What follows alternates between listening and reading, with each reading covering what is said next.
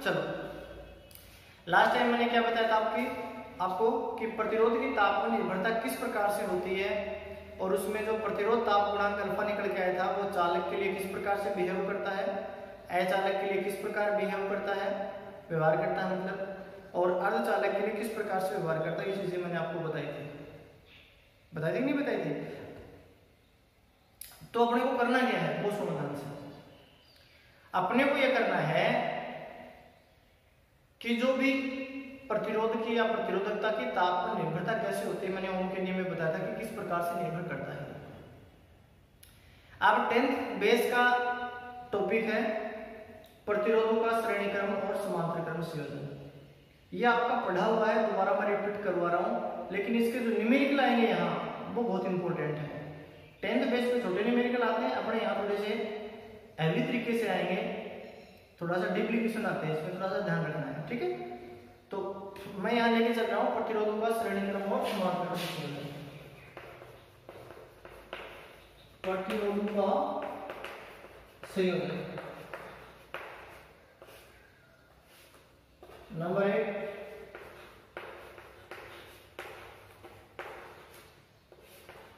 श्रेणी क्रम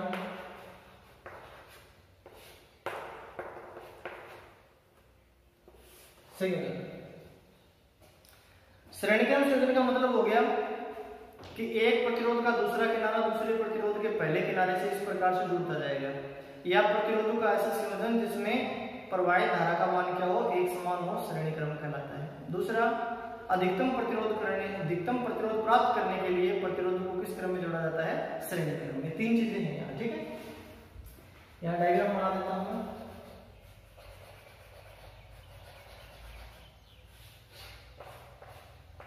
ये पूंजी लगा दिया अपन,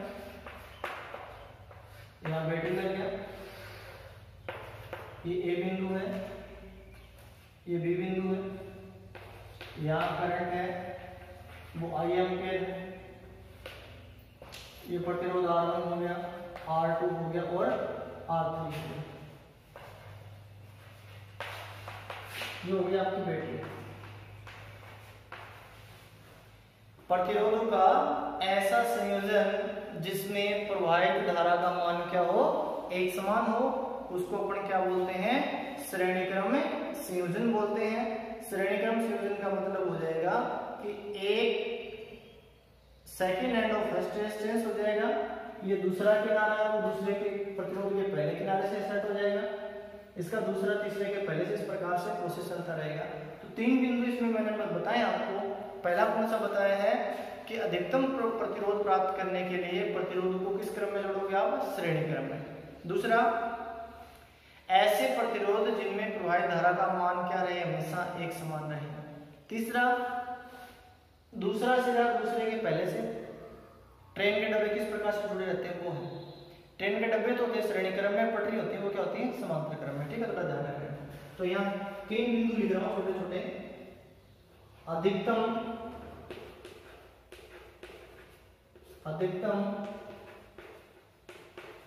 प्रतिरोध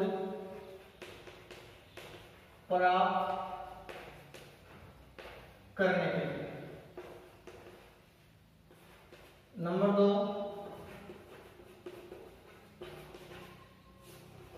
प्रवाहित धारा एक समान। नंबर 3, पहले प्रतिरोध का दूसरा सिरा दूसरे प्रतिरोध के पहले प्रतिरोध का दूसरा सिरा दूसरे प्रतिरोध के पहले सिरे से, जबकि दूसरा प्रतिरोध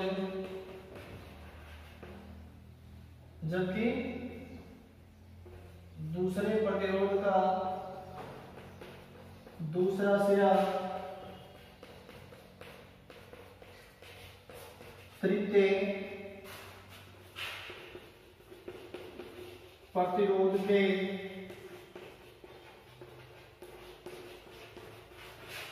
पहले सिरे से जुड़ा हुआ हो। ध्यान से सुनो, दोबारा बता रहा हूं। प्रतिरोध का ऐसा संयोजन जिसमें पहले प्रतिरोध का दूसरा सिरा दूसरे प्रतिरोध के पहले सिरे से, जबकि दूसरे प्रतिरोध का दूसरा सिरा तीसरे के पहले से जुड़ा हुआ हो, इस प्रकार से आगे चलेगा। पहले का पहला सिरा बैटरी के धनात्मक से, बैटरी का ऋणात्मक तीसरे के दूसरे बिंदु से। अधिकतम प्रतिरोध प्राप्त करना हो तब उसको श्रेणी क्रम में सेट करेंगे, ठीक है। और इसमें प्रवाहित धारा का मान क्या रहेगा, एक समान रहेगा। 3 महत्वपूर्ण बिंदु इसमें जो मैंने आपको लिखे हैं। उसके बाद में अपन क्या करेंगे, जैसे ही कुंजी में प्लग लगाएंगे तो बिंदु ए और बी के मध्य विभवांतर उत्पन्न होगा। वो विभवांतर कितना कहलाएगा, V बराबर V1 plus V2 plus V3। सुनो ध्यान से, बैठा रहा हूं मैं इसको एक बार, फिर मैं आगे ले। जब कुंजी में प्लग लगाया जाता है तो बिंदु A तथा B के मध्य उत्पन्न विभवांतर किस प्रकार लिखा जाएगा, V equal to V1 plus V2 plus V3, है ना, ऐसे लिखा जाएगा। देखो, जब कुंजी में प्लग लगाया जाता है तो बिंदु A तथा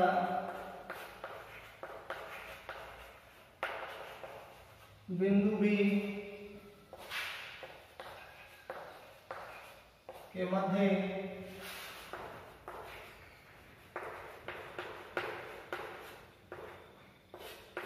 विभवांतर V equal to V plus V2 plus V3।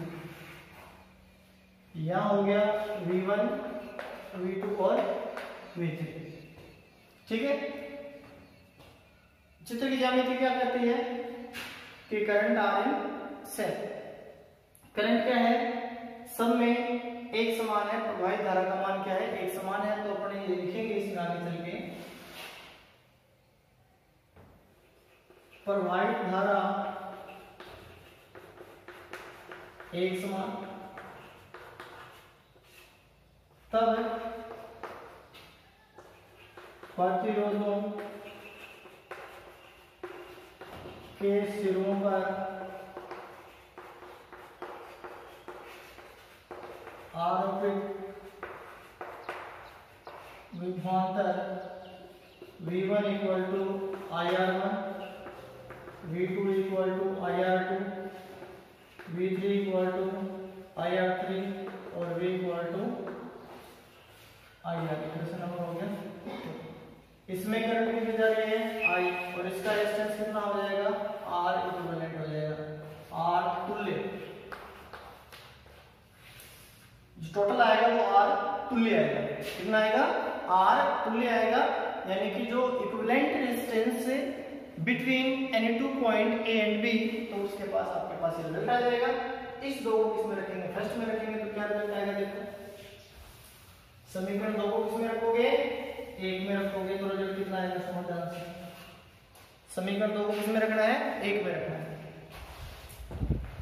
तो IR इक्वल टू हो गया IR1 IR2 IR3,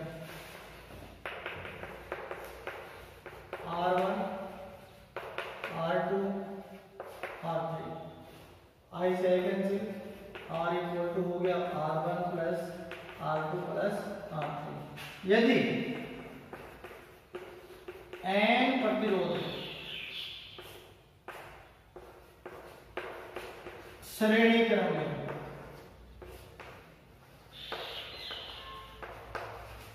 तब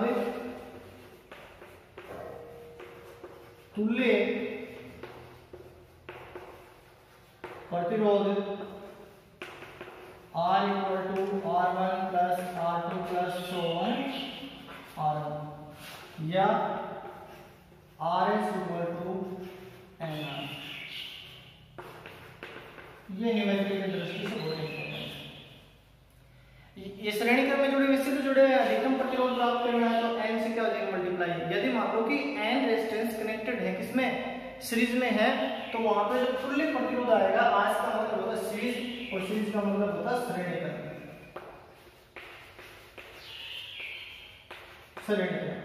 तो अगर n प्रतिरोध अपन लेंगे तो उसमें जो तुल्य प्रतिरोध आएगा वो RS इक्वल टू कितना आएगा n आएगा। कई बार क्वेश्चन पूछ लेते हैं छोटे कि यदि n प्रतिरोध श्रेणी क्रम तथा समांतर क्रम में जुड़े हुए हैं तो उनके तुल्य प्रतिरोधों का अनुपात ज्ञात कीजिए। ऐसा क्वेश्चन कई बार बोर्ड एग्जाम में आ जाता है न्यूमेरिकल बना के कैसे करिए। तो n प्रतिरोध श्रेणी क्रम में तो n से मल्टीप्लाई हो जाएगा क्योंकि सीधे जुड़े हुए हैं। एक की पूंछ दूसरे के पूंछ से जुड़ी हुई है, दूसरे की पूंछ तीसरे की पूंछ से जुड़ी हुई है, इस प्रकार से लगातार क्रम चलता चल रहा है तो वो श्रेणी क्रम कहलाता है। क्या कहलाता है? श्रेणी क्रम कहलाता है। एक बार इसको देखो फिर मैं आगे चलता हूं। यदि प्रतिरोध श्रेणी क्रम में जुड़े हुए हैं तो तुल्य प्रतिरोध आपके सामने है बोर्ड पे, किसी प्रकार की कोई समस्या नहीं होनी चाहिए।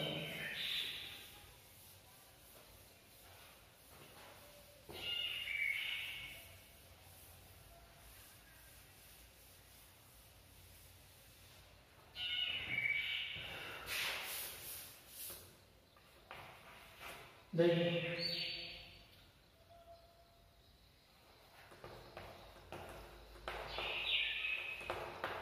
प्रतिरोधों का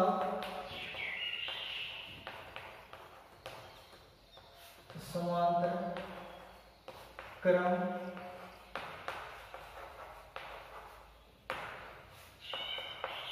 संयोजन, प्रतिरोधों का समांतर क्रम संयोजन।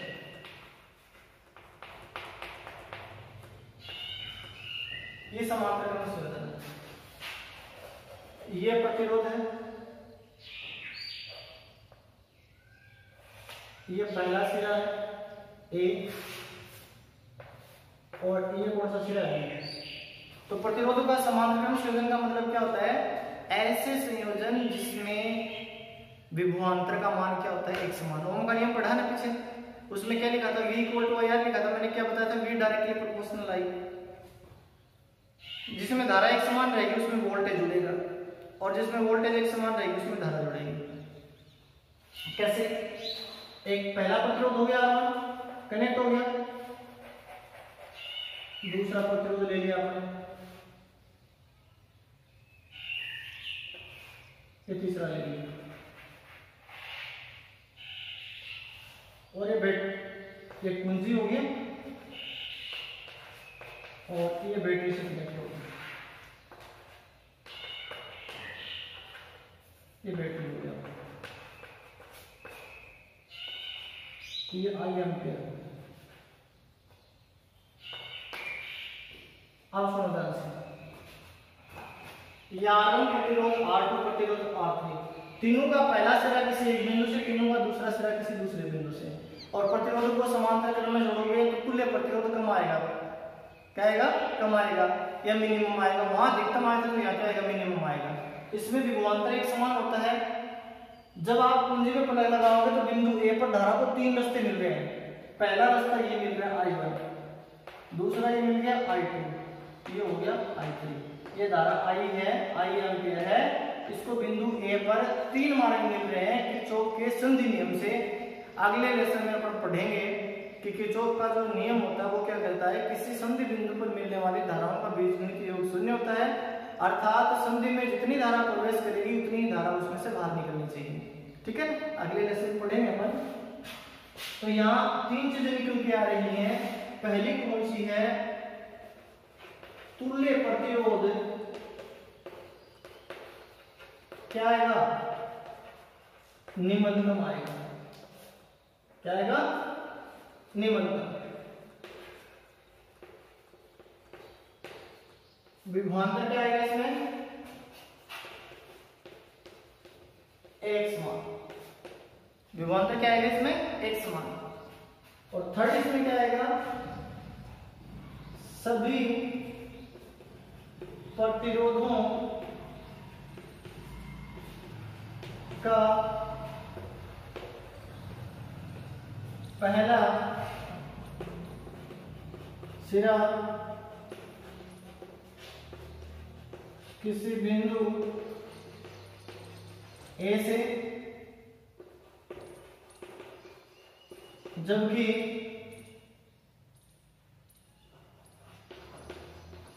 दूसरा सिरा किसी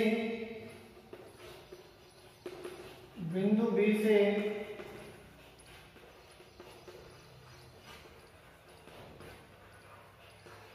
जुड़ा हुआ। इसमें 3 बिंदु हैं।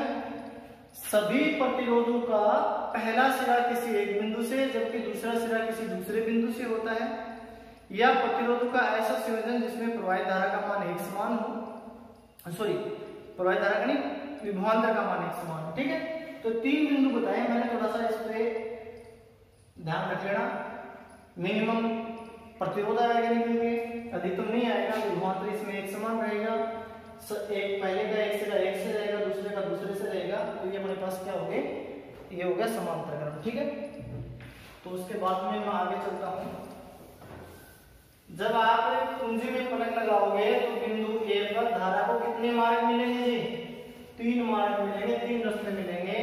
पहला रास्ता तो हो जाएगा R1 से, दूसरा हो जाएगा R2 से, तीसरा हो जाएगा R3 से। जब कुंजी में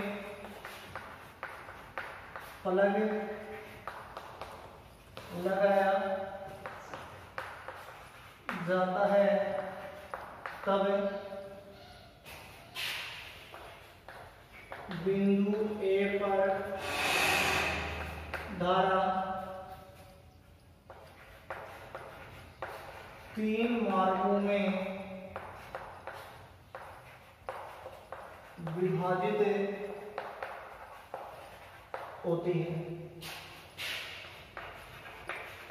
कौन से नियम से? किरचॉफ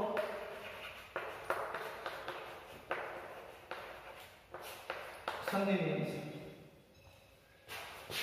तो ये हो गया I = I1 + I2 + I3। आने वाली धारा बराबर जाने वाली धारा। किसी संधि बिंदु पर मिलने वाली धाराओं का बीजगणित योग कितना होता है? 0 होता है। जितनी धारा उसमें प्रवेश करेगी उतनी धारा उसमें से बाहर जाएगी। अब देखो ओम के नियम से,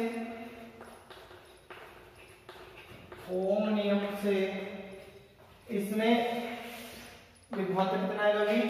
इसमें भी कितना आएगा? V। इसमें भी कितना आएगा? V।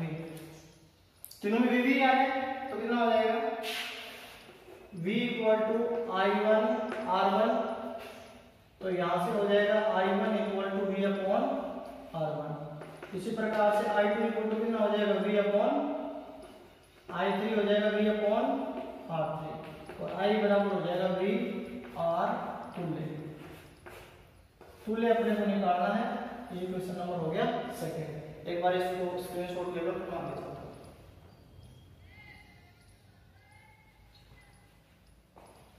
देखो बिंदु ए पर धारा के 3 मार्ग हैं। पहला मार्ग R1 से गुजर रहा है, दूसरा मार्ग R2 से गुजर रहा है, तीसरा मार्ग किससे गुजर रहा है? R3 से गुजर रहा है। 3 इसके रास्ते हैं चलने के। ठीक है, तो समीकरण 1 को किसमें, समीकरण 2 को किसमें पुट अप करोगे? फर्स्ट में। समीकरण 2 को किसमें रखोगे? आप फर्स्ट में रखोगे तो तुल्य प्रतिरोध कितना आएगा? सुनिए ध्यान से। समीकरण 2 को समीकरण 1 में रखने पर V/R तुल्य = V/R1 V/R2 V/R3। तो इसमें से V कॉमन आ जाएगा,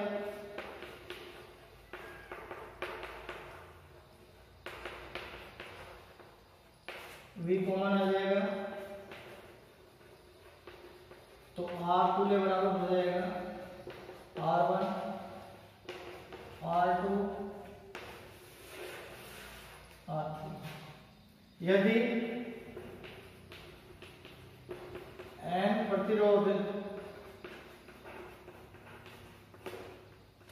समांतर क्रम में तब कैसे होगा, देखो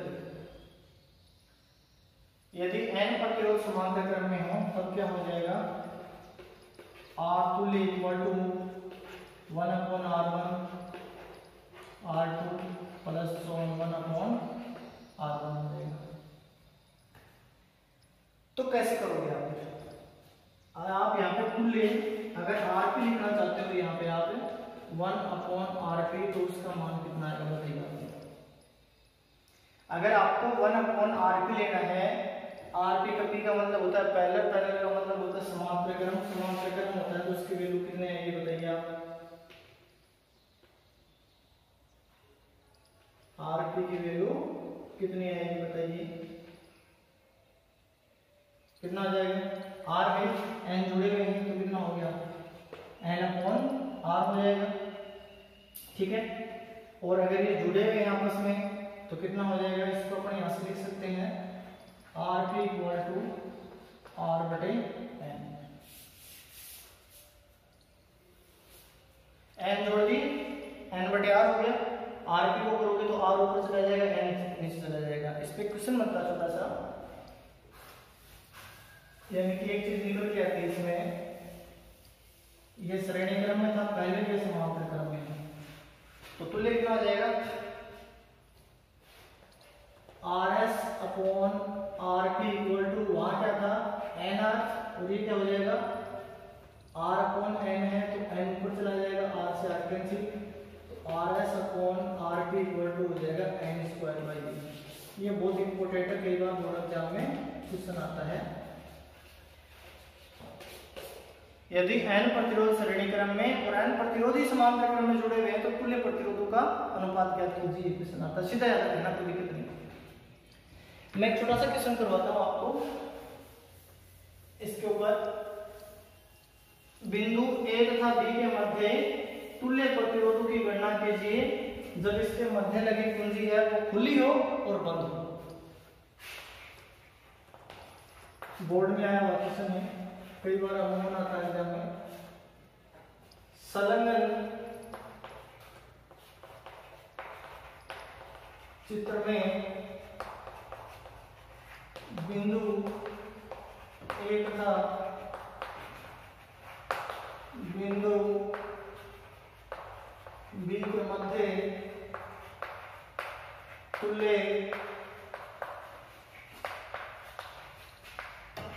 प्रतिरोधों की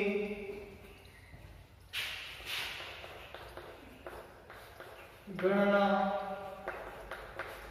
कीजिए।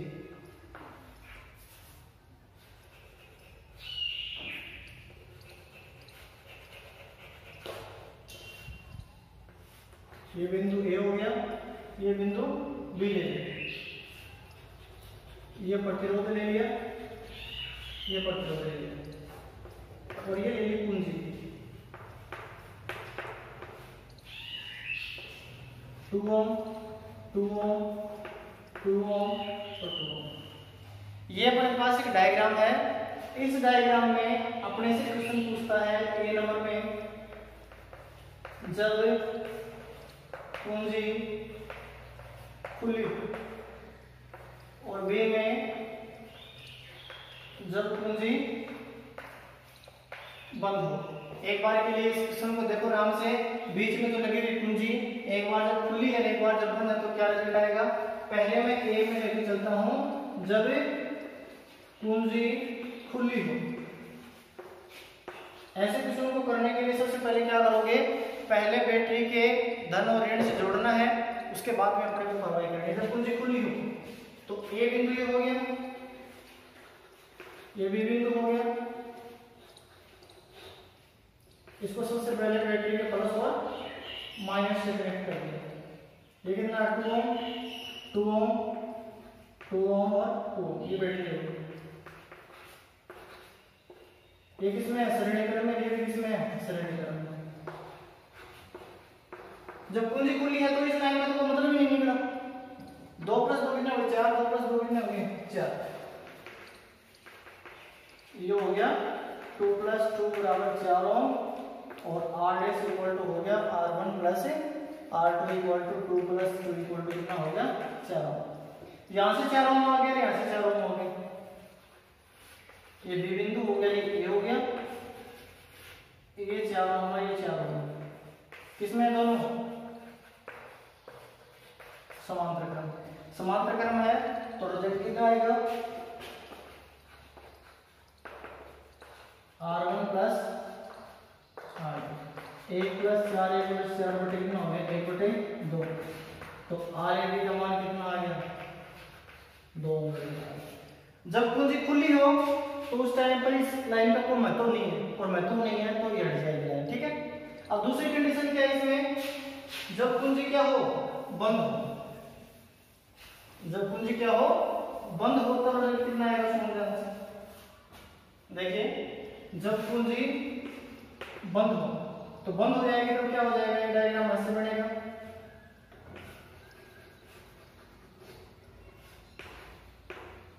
ये कुंजी यहां बंद हो जाएगी, इससे यहां बंद हो जाएगी तो इससे आगे तो मतलब नहीं जाएगा कोई, तो ये दोनों किसमें हो गए, समांतर, ये दोनों किसमें हो गए, समांतर, तो कितना आ जाएगा,